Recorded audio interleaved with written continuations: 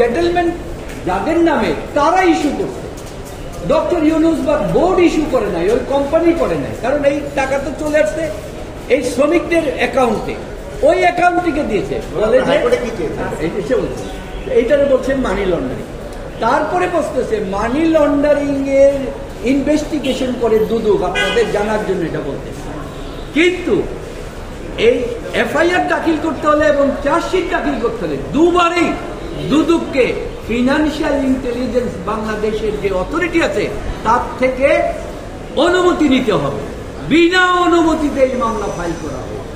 সুতরাং এই সমস্ত জিনিসগুলি আসলে কোনো মামলা নাই, শ্রমিকের টাকা পেয়েছে এবং কোনো ভুক্তভোগী কোনো শ্রমিক এসে অভিযোগ করে নাই যে আমি টাকা পাই নাই, সবাই পেয়েছে।